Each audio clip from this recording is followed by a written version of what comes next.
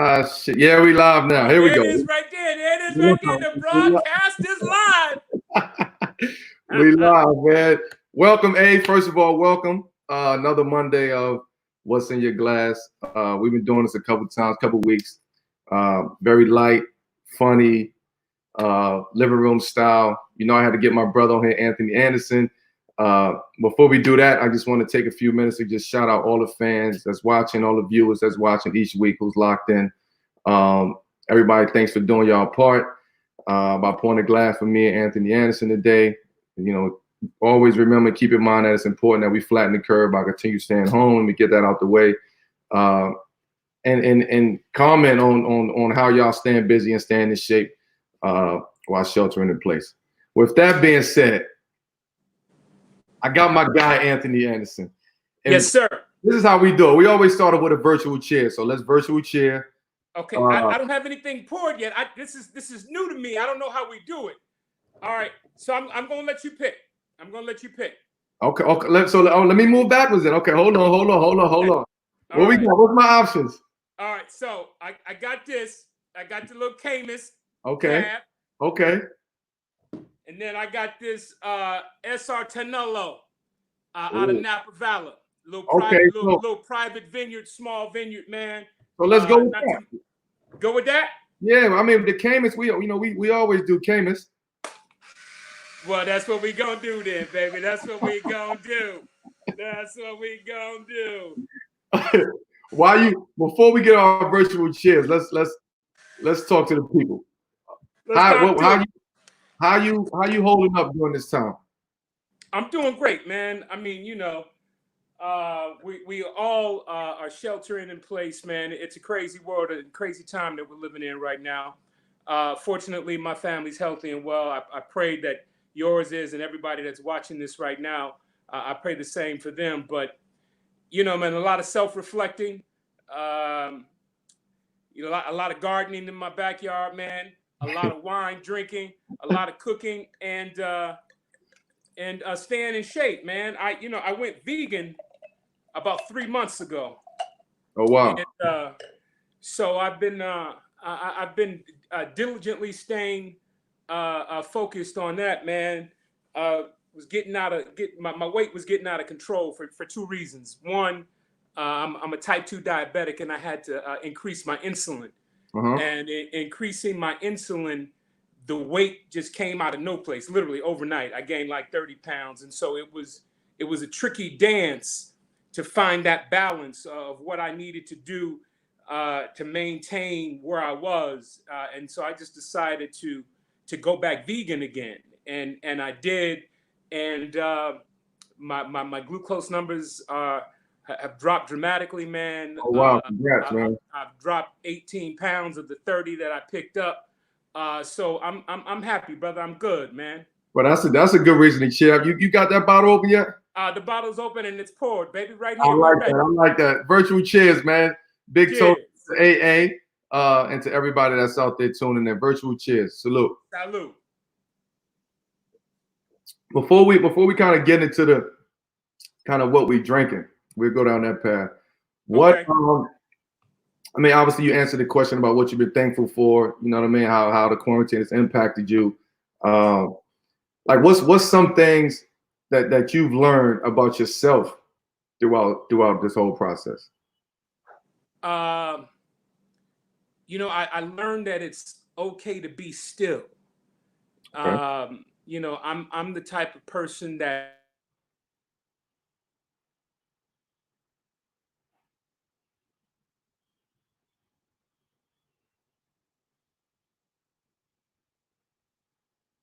as soon as he says still, he really sat still, like really sat still. He coming back. In the meantime, I'm gonna give some shout outs though. Let me see who. Yo, you there? There you go. Okay. We're gonna save the shout outs. There you go. All right. No, I don't know where I left off, where you left, but I've learned to be still. Right. You know, in my profession and just me personally, I've always been, you know, that cat that always has to be on the go. And, you know, God has a funny way of sitting you down and sitting you in a place and making you take stock in what it is that you need to be doing. And that's what I've been doing right now, man. I learned that it's okay to be still and just sit in one place. And also that I'm a pack rat, man. I've been cleaning this crib every other day since I've been in quarantine for 6 weeks now, and I still ain't made a dent. So I'm purging this house before we move into the next house, and I don't know how to get rid of some of this stuff, Carmelo. To be honest with you. Hey, look, we can get rid of it. Don't worry about that. We gonna figure that out. Well, so now that you got the wine open, what's in your glass? What you drinking? Talk to the people. Man, I'm drinking this 2007 Cabernet Sauvignon, man, out of this little small vineyard in Napa Valley, SR Tonello Cellars. Really can't find this wine out on the open market. A few select high-end restaurants and members of the wine club. It's a little exclusive membership that I met the owner a while ago and signed up for it. So every month, or every few months, there's something new that comes out, and I get an email, I go through it, I check off the bottles that I want, send it in, and a couple of days later, I get a crate delivered to the crib, man. And hold on, crate? Hold on, you get a crate or you get? I'm trying to live. I told you I'm moving into the new crib, Carmelo. So I'm trying to stock. I ain't nobody never sent me a crate. I'll tell you that. I'm trying to stock the cellar now. So when we go for this for real, we can do a little tour of the cellar, and I can be, oh yeah, this is this one and this is that one. But no, man, my wife is the real wine drinker in the family. So I really started it for her, and she really enjoyed the wines. So I just continued. I just kept it up for the last couple of years. So I order maybe 10 bottles at a time, and it takes us no time to go through them. So we're running a little low right now, but I'm pretty sure we got another one coming soon.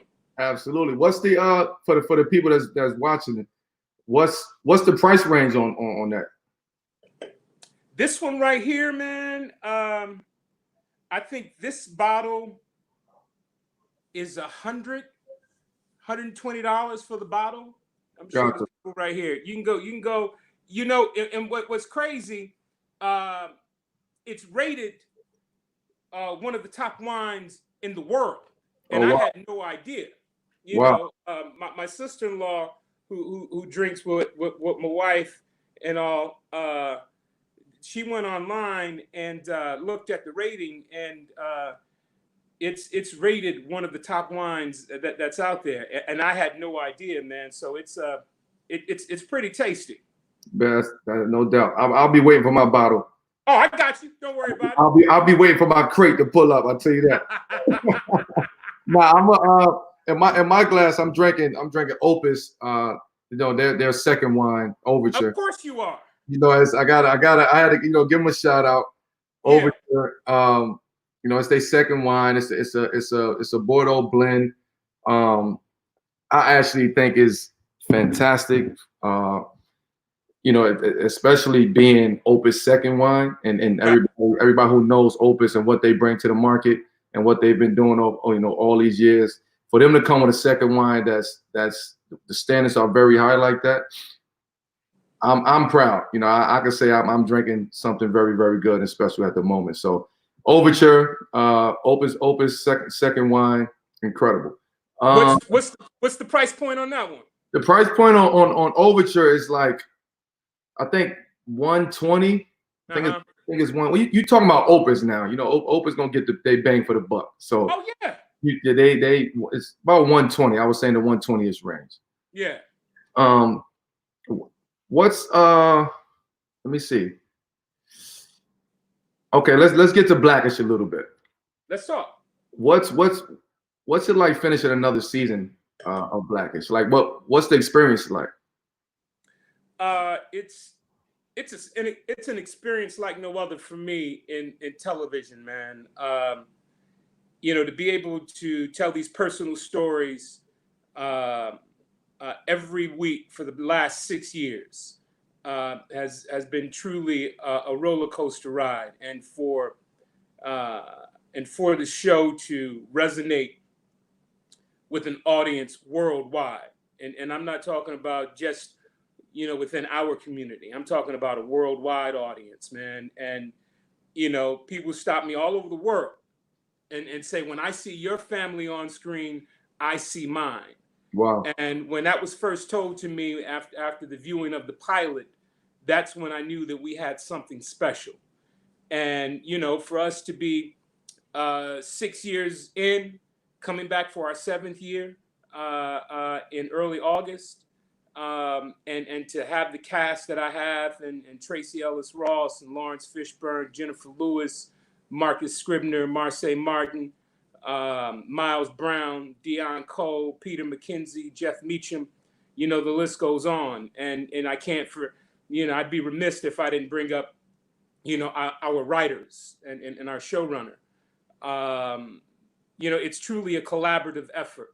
And for us, to be welcomed into homes every week, of course, for the last 6 years, and still have, and have sustained a strong following that long. It's truly a blessing.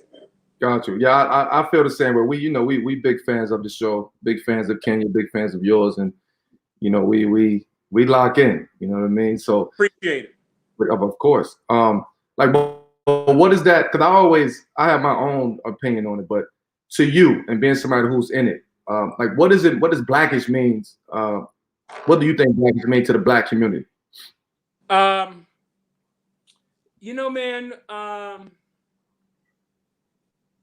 when Kenya and I sat down 7, maybe 8 years ago, we talked about the landscape of television and what was missing for viewers like us. He and I in particular. And that's the show that we wanted to make and bring back to television. And we sat back and we talked about the shows that were so influential in our formative years as writers and performers and whatnot. And we go back to All in the Family. We go back to the Jeffersons. We go back to What's Happening. We go back to Good Times. We go back to Cosby. Bernie Mac. We look at those type of shows that the characters were unapologetic in who they were. Of course. And that family unit for which they represented. And then for shows that resembled people like us. Those are the things that, we set out to do. That was our mission. And we sat up and we shared our stories, man. Shared our stories about our upbringing. Kenya's first generation successful from Inglewood. I'm first generation successful from Compton. Both of us were the only African-American families living in our neighborhoods. We were one of the few African-American families in the private school that our kids attended. So those are the stories that we shared. And, Kenya called a couple of weeks later and said, yo, I got our show. And it was everything that we talked about. And so for us to sit back and execute everything that we talked about and then have it received the way that it has been by the public is truly amazing. But and this is what we wanted to do, so to be a part of that and what it means to me, sharing our stories that are so familiar. You and your family can, you know what I'm saying, can understand it and identify with it, just like the Gonzalez's down the street, just like everybody else down the street, and as long as we are authentic in the stories that we tell, people will watch. Absolutely. It resonates. Yeah. And I believe that's why it resonates with an audience the way that it does, because of its authenticity and the honesty, and the unapologetic blackness of these characters, in particular, opinionated Andre Johnson. Right. You know what I'm saying? So that's what it's like being a part of it, man. And to sit back and have these conversations, with you, people like you, and people who tune in to watch and are willing to listen. Absolutely, absolutely. Let's jump to something else. I mean, we all know. First of all, Mother's Day is this weekend. Big shouts out to all the moms out there, all the strong women. You're a mom to someone at the end of the day, and I just want to take my hat off to you. All the beautiful women out there, the strong women at that, who hold their family down, whether it's their kid, their cousins, nephews, brother, whatever it may be. And I just want to give a big shout out to all the moms out there. So, with that being said, how do you feel to be able to pay tribute to moms on you did Dear Mama, right? So how does it feel for you to pay to the moms all over on VH1, and any hosting tips for people that's out there? I'm not a host. I don't consider myself a host. I don't want to be a host. This is just a conversation for me. So, you're doing all right, baby. All you have to do is ask questions and listen. You're doing that just fine. No, how does it feel?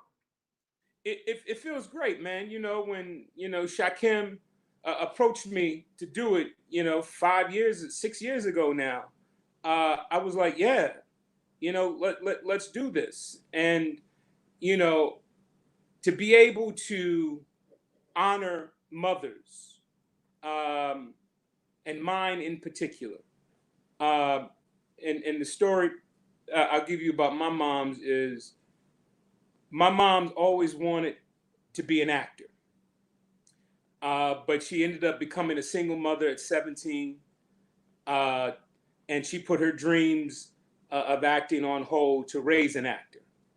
And now she didn't know that that's what I was going to be. She didn't know that, my career was going to turn out the way that it did. But once she saw that this was the lane that I wanted to be in, she was 100% supportive. Fast forward 25, 30 years into the game now, I'm able to give my mother an opportunity to live out her dream as an actor. She's been on Blackish. She's my co-host on our television show, To Tell the Truth, which has been going on 5 years strong now. And now I've created a T-Mobile campaign for she and I. So, Mother's Day is coming up this weekend, and I salute and celebrate all the mothers out there, especially those single mothers out there, because that is where I come from. I had come from, and I know what it's like. And to be able to celebrate my mother, as well as all the other mothers out there, especially in particular with our show Dear Mama, it's a beautiful thing, man, to see all those mothers in the audience, being represented by their families, being celebrated by their families. All the mothers that watch the show, all the mothers that stop me on the street to say thank you. Right. I say you're welcome, but thank you for being who you are. Absolutely. Because without you, there is no us. Right. What I want to know personally, what was it like filming with your mother? Like having your mother on set? my mother thinks it's all about her to begin with. So she thinks she's the real star.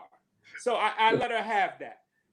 Case in point, my mother, after we started our game show, all of a sudden, my mother has a hairstylist, a personal hairstylist, a personal makeup artist, a personal assistant, and a driver. All those things happened overnight. I was like, all right, mama, it costs to be the boss. And, once her check started coming in, she was like, oh, okay, yeah, that's cool. But Now, mama, you got to pay people. You got 4 people on payroll. 4 people on payroll now that you're responsible for. And that's something that she couldn't wrap her head around. My mother really thought she'd just get somebody $100, $150 for the day, and that'd be it. I was like, no, mama, it don't work like that. I said, you making some money now. You making some money now, mama. Come on. You got to take care of the people that's taking care of you. I was like, you don't want to go out there with your wig looking crooked, do you? No, that's why you got her. Just make sure your wig not looking crooked. All right? You want to make that Super Bowl spot, like she almost became the focal point of Super Bowl of that Super Bowl. Like as a son and being able to share that stage with your mom, like that got to be incredible. That's an incredible feeling. I can't even get my mother to do a FaceTime with me. You know what I'm saying? So better yet, do a commercial. So at the end of the day, man, I'll take my hat off to you guys, man. That was a beautiful look, and I think it captured kind of the real essence of what a mother-son bond is really should be about, and really is. So I loved it. I'm sure the rest of the world loved it. I mean, somebody keep asking me what I'm drinking. Overture, from Opus 1 in California, in Napa. It's Opus second wine. I'll put it in the notes in a little bit. So hey, we do this kind of this or that, right? And this is more for okay. Get a better understanding of who you are and what you went to. Red or white wine? Red. Okay. Natural wine or standard wine? Ooh, standard. Standard? Yeah. What about you? I'll do both. But I know it's this or that, so that's defeat the purpose. So I'll say standard. I'll say standard. Okay. Sweet or dry? Ooh. Sweet. Sweet. Okay. Yeah. Full body, medium or light? Full body. Definitely. I mean, you're drinking a full body bottle of wine right now. Yeah, full body. Regional or international?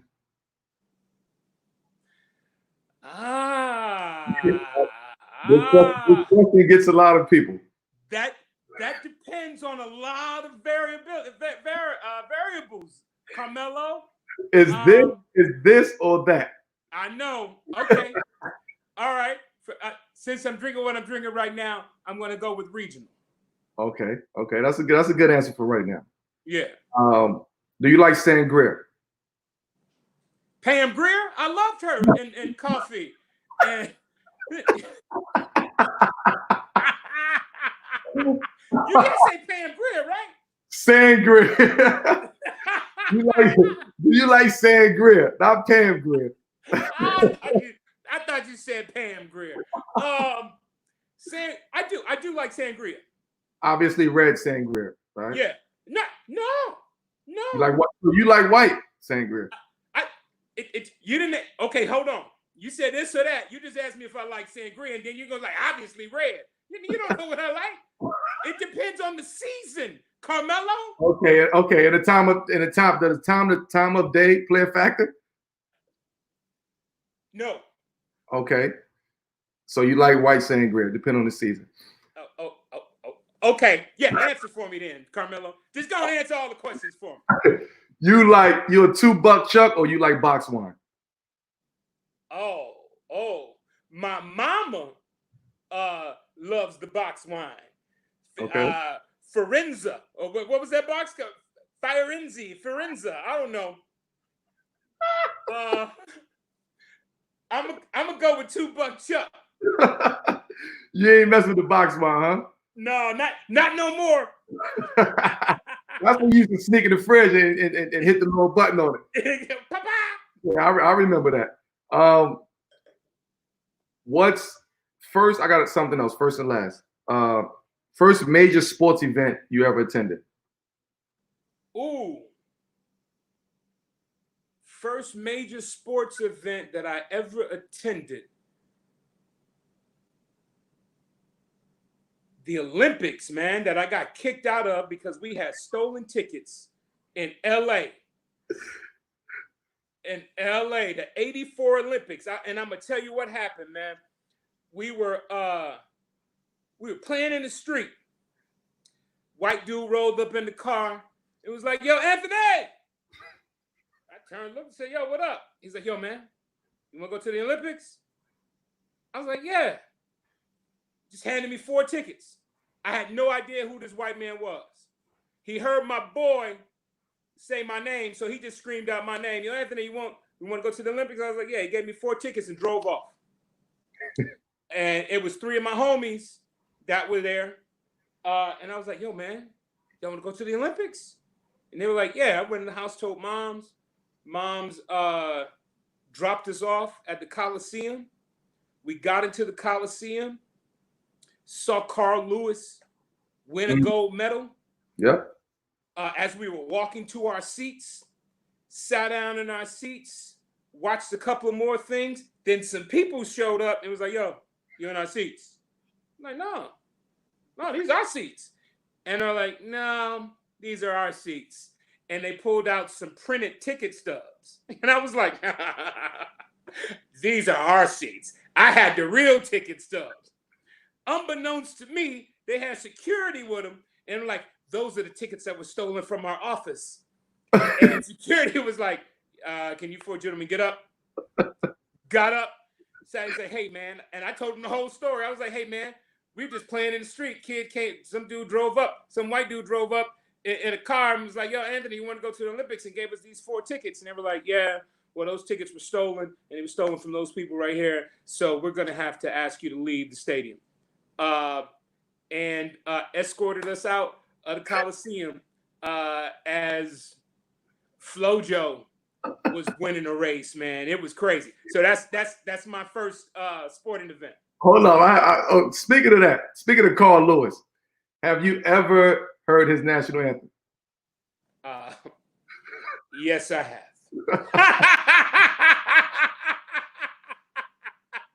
Oh, say, hey. Oh, hold on, wait a minute. Can we start over? It was painful. Yo, but he stuck with it. He stuck with it. He stuck to the end. I don't know what note he was hitting or notes he was trying to catch the note. He was trying to catch the note. What was the last sports event you attended? Oh, the last sporting event I attended. Oh, Clipper game. Not too long ago. Right before this all shut down. Yeah. Gotcha. Mm-hmm. First comedy gig. Oh. Wow. It's kind of a hard one for me to relive, Carmelo. We don't have to go into detail. We got to go into detail. My first comedy gig was at the Comedy Act Theater here in LA, where all the greats have gone through. And I went up on open mic. Very first time that I've ever tried to tell jokes. Went up on open mic, and the first 3 comics ahead of me were bad, and I heckled them. And I was funny as hell as a heckler.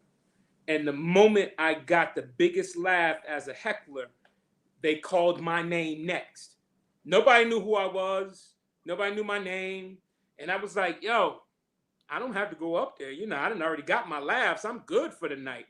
And then I tell myself, I was like, no, man, you came here to tell jokes. So get up there and tell your jokes.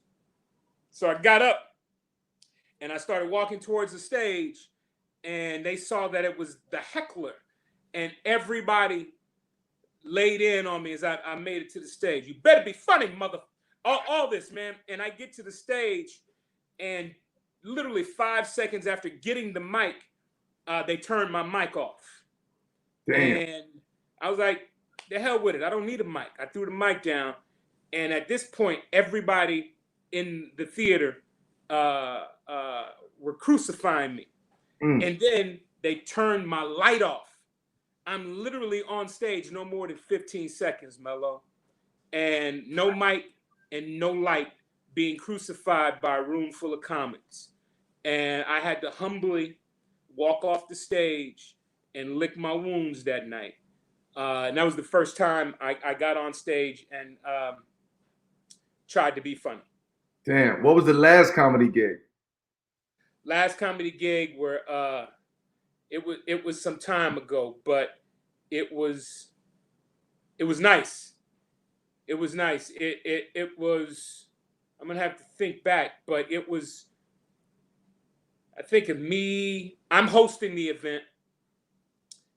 Me, Kevin Hart, Earthquake, some more, a couple of other comics, man, and we were on a little tour for a while.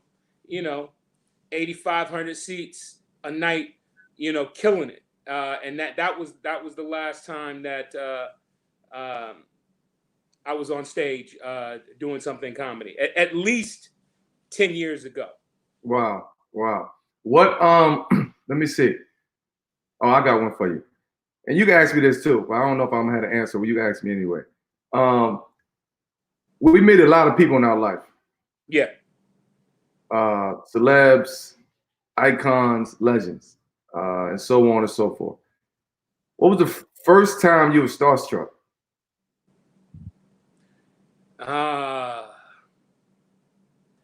James Earl Jones. The voice? Woo.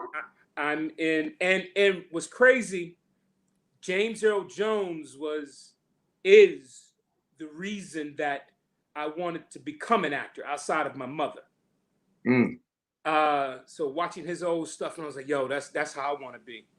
And so I'm in, we're at the premiere of Me, Myself, and Irene. And we're in Vermont someplace, or wherever the Farrelly brothers are from. And I come downstairs, the doors of the elevator open, and there James Earl Jones is sitting in an armchair. And the armchair sitting right next to him is vacant. I run, grab a paper, and sit next to James Earl Jones. I pull up the paper and I open it. And I just look over at him and I nod. I don't say anything to him, man. And I'm just going through my paper, pretending to read this paper, just to be in the presence of James Earl Jones. And I notice that he gives me this look and goes back. He folds his paper, gets up, and walks away. Nothing is ever said between the two of us. I look down at my paper. I've been looking and reading my paper upside down the whole time I was sitting next to James Earl Jones, Mello. And I guess he just looked at me and was like, look at this ass. Look at this ass sitting next to me. And got up and left.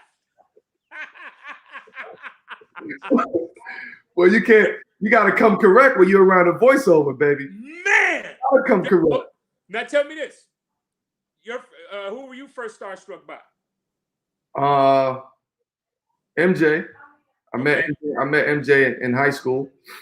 12th grade year. I played in his first the Jordan Capital Classic in DC. Yeah. I met MJ, and the rest is history on that. Right. Obama was one. The first time I met Obama, I was actually in New York at the time, and I was in Denver when I came back to New York, me and the fam, and we stand at like the I want to say the La Meridian in New York or something like that. Yeah. And I just get in the hotel probably 5 a.m. Right? Long night, and right. I'm knocked out. The hotel room, the phone rings, and they're like, "Hey, Mr. Anthony, Senator Obama is downstairs and would like to meet you." And I'm like, "This is a true story. You guys, my wife, true story." I say, "Man, yo, I'm gonna come down there when I get up," but I'm not. You know what I'm saying? I'm not. Right. I'm not cognizant of what's going on. Yeah. I tell him, yeah, I'm gonna get down there. I come down there when I wake up. Man, Lord came and hit me so hard in the back of my head. If you don't wake the fuck up, Obama's downstairs. Yo, listen, we went downstairs. I threw the suit jacket on. We got dressed. I'm talking about 7 o'clock in the morning. Suit jacket. I brought my son down there, my mother-in-law. We run downstairs in this big room in the hallway was Obama, man. And it was just like, damn, this is why I got up. I didn't want to get up, but it was worth it. And now I could, I mean, of course, obviously, but I could sit back and say, like, for me to get that phone call, I didn't know what to do. Disregard what happened a couple hours before that. And then my last one was, I would say, Muhammad Ali, right? And back in 03, I think it was 03, 04, something like that. This was Fight Night had came out, the video game. Okay. And Ali was gracing the cover. And at the time, they had all the cover athletes in one area. So it was like me, Muhammad Ali for boxing, Marshall Falk, football. Then you had Larry Fitzgerald for college football. You had hockey. So it was just a room full of the cover guys. And Ali walks in. And when he walks in, man, it like this energy, this spirit that he hits you with. It's unexplainable. I'm sure you may have that experience, but it's unexplainable. And he went down the line and he shook everybody's hand and he got to me. And at this point, I'm like, man, there's no way in hell Muhammad Ali know the hell I am. Like, so let me just be cool. I want to pass out, but let me just be cool. Yeah. He came up to me and he used to do this joke where he'd like tell you to punch him and he punched you and like put the fist on the nose. And I said, man, I'm not touching your face because your reflex might hit me. So I'm not touching your face. So long story short, man, he whispered in my ear and said, keep doing what you're doing. I know who you are. I love what you're doing. Don't never stop. Keep striving for greatness. At that moment, there's nothing else nobody could have told me. From then and now, that was more powerful than that right there. So those are my kind of starstruck moments. Okay, not to try to one up you or whatnot. Oh, go ahead. But because your last two are my two as well. Oh, okay. Obama. Yeah. Easter egg hunt at the White House. Yeah. A couple of years in a row. But before that, I take that back. My wife and I are at the White House for the Kennedy Center Honors. My wife and I walk into the line to meet President Obama and the First Lady, and he sees me out the corner of his eye, and it was crazy. It was like a Key and Peele switch, a sketch, And he was like, "Hello, Mr. Johnson, nice to meet you. Hello, Mr. White, nice to meet you." And he sees me, and he said, "Oh, I swear to God," he said, "Oh shit, Ed, what's up?" He left. The president stays on that star or that square for these pictures to be taken. He left his spot, came and got me, dapped me up big time, and pulled me over to the First Lady and was like, Michelle, look, it's him. Look at me. Yo, when he did that, I was like, oh my God, President Obama knows who I am? And he couldn't tell me nothing after that. So that was that. Muhammad Ali. I think we're in Philly. All-Star Weekend. Oh, wow. I'm in the lobby of the hotel. Now, this time I've become friendly with a few of Muhammad Ali's children. So his daughter sees me in the lobby. She says, "Hey, Aunt, you want to go see Dad?" I was like, yeah. I have never met him before in my life. And I was like, yeah, I want to go see Dad. She said, let's go. So we get in the elevator. We go up to the top floor presidential suite. I walk in. Ali's just sitting on the couch. His wife is at another table doing something. And we walk in. She said, "Dad, this is Anthony. I have my boy with me. And this is his friend Jerry." We sat down. And Muhammad Ali does magic tricks for me for 20 minutes. That was his thing. Dog. Magic tricks. Me, my boy Jerry, and Muhammad Ali. That's it. And then at the end of his last trick, he gets up and runs out of the room. Didn't say shit. And I was like, yo, what's going on? She's like, he does that. He does that. He'll be back in a minute. And because of his Muslim beliefs, right, they don't believe in deceit and lying and all of that. So he came back and then explained to me every one of the magic tricks that he did. Showed me everything. And I was just like, yo, I will never forget this moment. I wish I had the picture around so I could show you real quick. And it's just me, my boy, and Muhammad Ali in between us. Look, man, I got that up on the wall right there, man. Yeah, of course. Yeah. So, yeah. Talk about Starstruck. I was a little kid all over again, man. And I'll tell you why. Because at the time, as a young actor, I was just a kid. Remember those old, I think they were Coca-Cola commercials or Pepsi. I think they might have been Pepsi with Sugar Ray Leonard and his son. Of course. Roberto Duran and his son. They wanted to do them with Ali. Ali at the time didn't have any sons. So they sent out a casting call. I got the gig to be Muhammad Ali's son.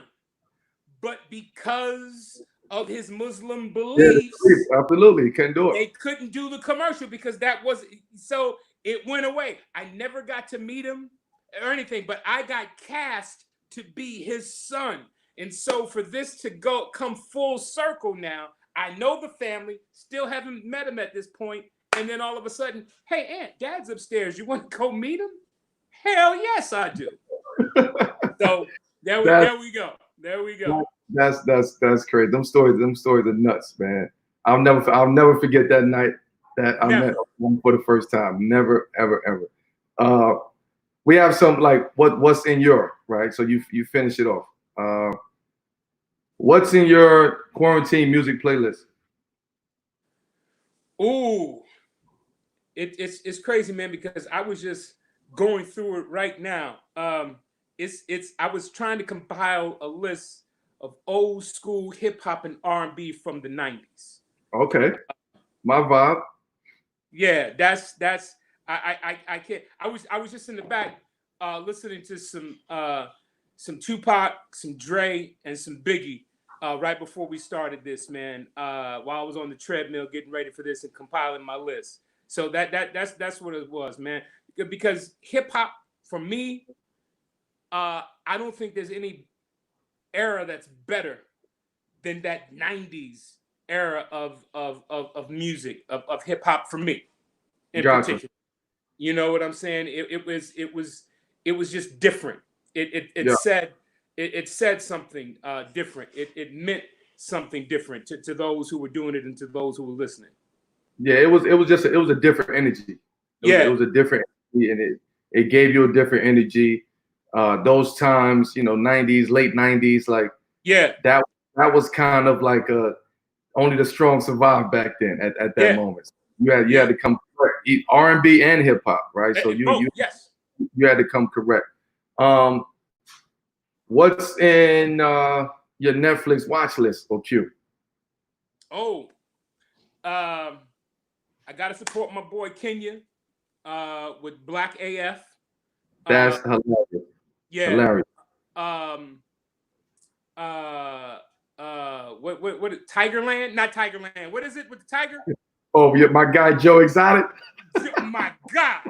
Yo, I think I watched all of that in 30 minutes, man. I mean, that's how I was glued to it, dog. I watched all of those episodes like back to back to back to back one night. So that what's I can't think of the title right now. It's about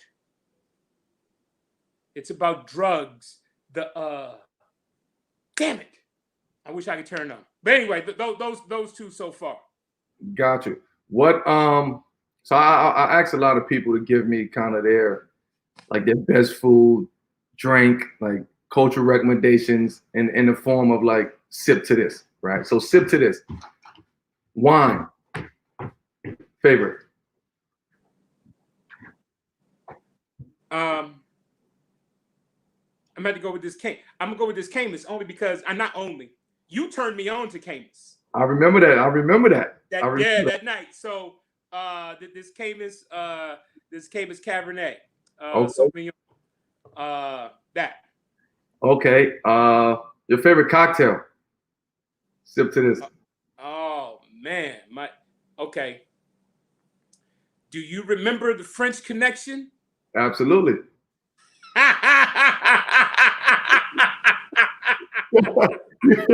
You gotta chill, man.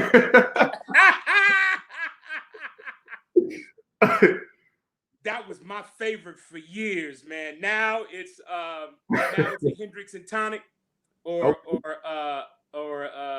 some 1942. Okay. Hold on. I just got into Japanese whiskey. Woo! Now you're doing something. And Yamazaki. Yep. I just got into that not too long ago, man. You got to try Hibiki too. Hibiki is very good. Really? Hibiki is very good. Yes. Okay. Try that. I've had. You can't find the 18-year-old Yamazaki anymore. Yamakaze. I always. Yamazaki. You got it right. Yeah. You can't find that 18-year-old. I mean, they got the 12-year-old. Yeah. But it's hard to find that 18, man. I had that 18 a few times, and I'm willing to pay whatever price they're asking for whenever I do find it. Is that nice? Yeah, that 18 is different. Yeah, it hit different. Favorite song album. Ooh. Favorite song or album and album? No, yeah. Favorite song, yeah, and then favorite album.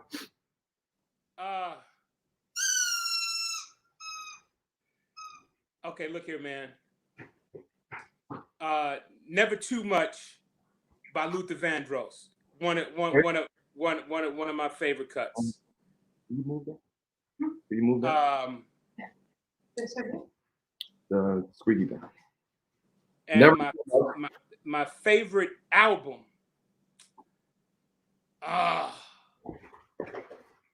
Okay, it's all right. So that's hard. Okay, I'm That's very hard. That's a tricky question. I'll tell you that. Man. Okay, I'm gonna say this. Reasonable Doubt. Okay. Yeah. And I'm from Compton. Right. Reasonable Doubt. Gotcha. My favorite rap album. Favorite rap album. Okay. Yeah. Okay. What's favorite show? Blackish. Okay, no brainer. Favorite movie? The Departed, and not just because I was in it. Which the original one or the one you was in? Yo, what you know about the original? The original one or the one you was in? Hold on, stay right there. Don't have me go up in here. Hold on. What you know about that? What you know about the original Infernal Affairs? Yes. Infernal Affairs 2, Infernal Affairs 3. What you know about that, Jack? Okay, we can skip Infernal Affairs 3. All right. 2. All right. Okay. I'm a buff. I'm a movie buff. Okay. Favorite book. Oh man, I don't even read like that. Carmelo, why you gonna put me on the spot? You could have said the 48 the script for Blackish though. No. I'll tell you this. The 48 Laws of Power.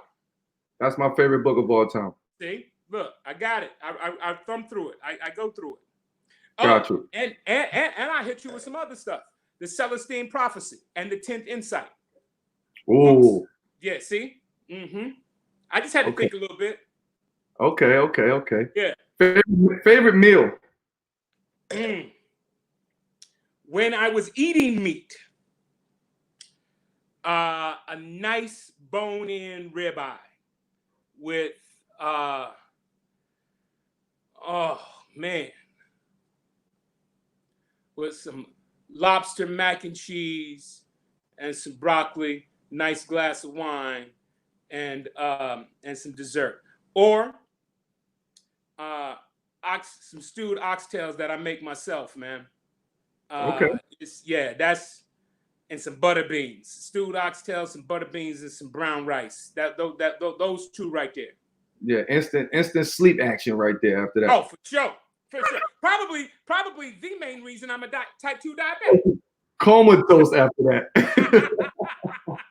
All right, we got last but not least, last one. We have your favorite, and I know you love food, so this is gonna be a tough one.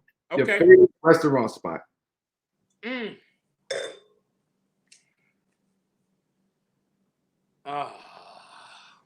Okay. I plant-based. I'm gonna go with Crossroads here in LA. Okay. Yep. The vegan spot. Yeah. Yep. Yeah. Because that's the lane that I'm in right now. So I'm gonna leave it at that. Crossroads. Got you. I think I told a lot. I got one more that I want to ask. Okay. I love art. I love art. Yeah. Favorite artist. You know what, Carmelo? That's something that I'm starting to get into now. Yep. We have a lot of young Black artists on our show, or on the walls in our house. Kehinde Wiley. Absolutely.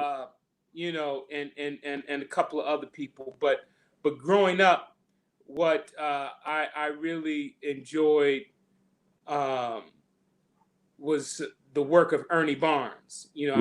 I have a couple of his pieces, just prints, not pieces, and I kick myself all the time because I had a chance to. The family reached out to me before he passed, and wow, Anthony, we know you like his work.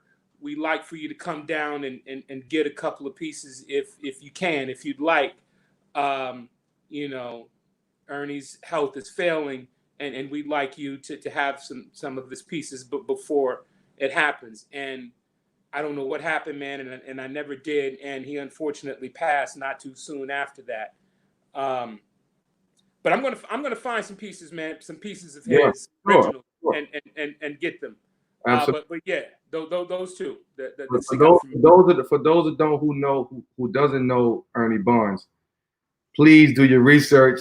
Yeah. If you into good times, J.J. Evans, all his artwork was Ernie Barnes. Absolutely. Yeah. Ernie Barnes. What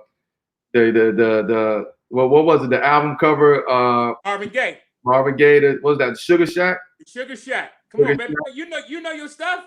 I'm actually looking for that painting right now. So if anybody got it, please holler at me, man. Yo, Eddie Murphy owns it. I know he do. I know he do. I didn't want to call him out for it. I know he do. Okay. Well, he ain't giving it up because I already asked. I was like, yo, how much? He was like, nah, he's not giving it up. Swiss has a bunch of Ernie Barnes shit too, so I gotta contact him. Does he? Yes. Oh, okay. He actually gifted me an Ernie Barnes sketch, an unfinished sketch of Ernie Barnes. Yes. Oh, that's dope. One of my most prized pieces I have in my collection. But yeah, I got to reach out to Swizz for this reason alone. I've been watching him do his live and all that. How big is their house, man? Hey, I am in the garage. Before the live, I used to watch him just roller skate around his crib. I was like, how do you roller skate around the crib and not bump into shit? Hey, listen, when he start roller skating, he in his zone. You already know that. Yo! And then the other day, he was in the garage. Oh my God. And Alicia, man, playing music. And I was like, I just counted 10 cars in the garage. And y'all still got space to roller skate. Where do you live, sucker? Oh man. But we gonna, hey man, it's love, man. We gonna wrap this up. I appreciate you. Always coming to show and support, man. Let's keep doing what we doing. Once this is over, we definitely gonna get together. We gonna link up. Here's some of them crates that's being delivered to you. And that's it, man. I just want to cheers to you, virtual cheers again. Salute to you. Peace. Before I go, I'm doing last call. I'm gonna switch over platforms. I'm gonna switch over to IG to do a last call with the Winemaker Donate person. When we start taking some questions from fans, and we going live in 10 minutes. So hopefully I'll see you guys over there. AA, it's nothing but love. I salute you. Peace. Sending my love to you and the family, champ. Oh, love to you and the family as always, Melo. You know that, baby. I appreciate it. All right. Peace. Peace.